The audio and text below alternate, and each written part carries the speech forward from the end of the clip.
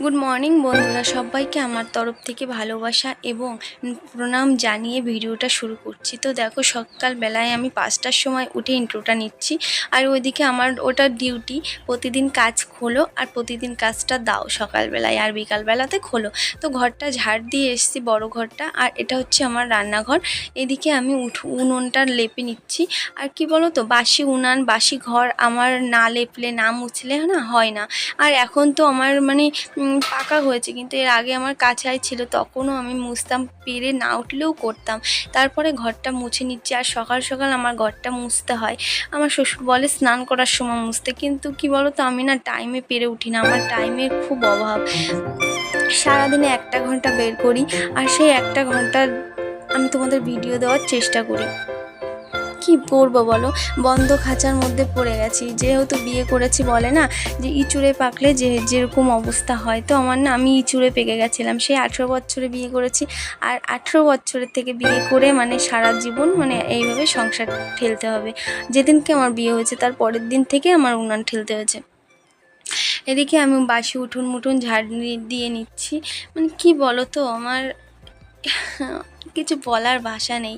সকালবেলা ঘুম থেকে উঠে দেখি কলা কিনতে নিয়ে চলে এসেছে। আর এই কাকুটা কলা কিনছিল, অনেক প্রশ্ন করছিল আমাকে। আর আমার না একটা বাজে অভ্যাস আছে। বাজে অভ্যাসটা কি বলো তো, সকালবেলায় আমার 2 গ্লাস করে আমার বাসি পেটে জল খেতেই হয়। এই জল খাওয়া নিয়ে জানো তো কত কথা শুনতে হয়েছে আমার শ্বশুরের কাছে। জল আগে উনি আনতো, সেই জন্য আমার কথা শুনতে হতো, জল খেলে কি হয়, কি উপকার হয়, আমি মোটা না, আমি মানে কি বলবো, দেখতে ভালো না, বলে কি হয় জল খেলে মোটা হও। তো সেরকম কিছুই না, জল খাওয়া উচিত, জল দিনে 3 থেকে 4 লিটার জল খাওয়া উচিত। তো আমার না সেই জলটা আমার আমার লাগবেই লাগবে, কিছু লাগুক আর না লাগুক, আমার জল খেতেই হবে। তারপরে ঘরে এসে দেখো, আমি বাসি কাপড়টা ছেড়ে নিয়ে যে বিছানায় ছিল সেটা আমি গুছিয়ে নিচ্ছি। আর একটা কথা বলি, আগে বাবার বাড়িতে না ঘুম থেকে উঠতাম 8টার সময়, উঠে মা ডাক দিত, এই ওঠ মনা ওঠ, উঠে খেয়ে নে। এখন না সেটা বলার কেউ নেই। হয়তো শাশুড়ি থাকলে বলতো, ঝগড়া হোক জাঠি হোক, কিন্তু আমি যেমন না, আমার শাশুড়ির সাথে আশা করি গন্ডগোল বাঁধতো না। অনেকে বলে নেই তো, সেই জন্য তুমি বুঝতে পারো না। কিন্তু আমার শ্বশুর যা মানুষ, তাও সেই নিয়ে যখন খেতে পাচ্ছি।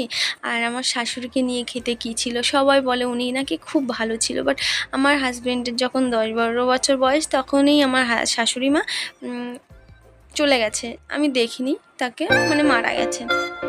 আর তোমরা অনেকে জানো, অনেকেই জানো না। যারা আমার আদিত্য লাইফস্টাইল চ্যানেলটাকে দেখো, তারা জানো আমার একটা বেবি আছে।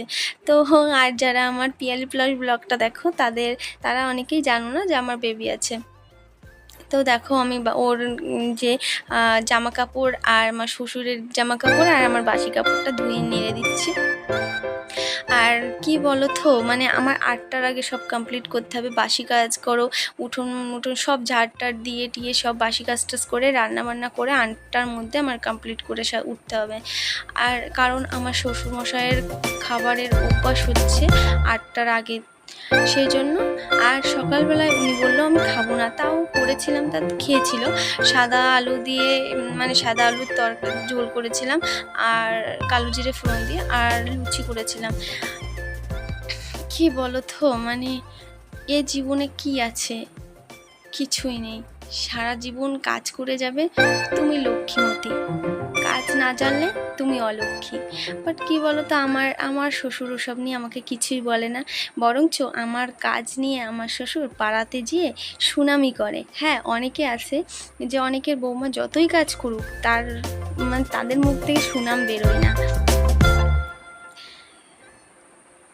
বলতে বলতে খুব কষ্ট হচ্ছে, মানে এত কান্না পাচ্ছে। বাবার বাড়িতে রাজরানীর মতন থাকতাম, আর শ্বশুর বাড়িতে রান্না করলে খাওয়া, রান্না না করলে আর খাওয়া জুটবে না। কষ্ট বোঝার মতন কেউই নেই। হাজবেন্ডটা তো বাড়ি থাকে না যে সে বুঝবে, সেও বোঝে না। তো আমার উনুনটা কেমন হয়েছে সবাই কমেন্ট করে জানিও প্লিজ। আর যদি ব্লগে বা ভিডিওতে কোনো ভুল ত্রুটি থাকে, সবাই ক্ষমা করে দিও। আস্তে আস্তে হয়তো শিখে যাব।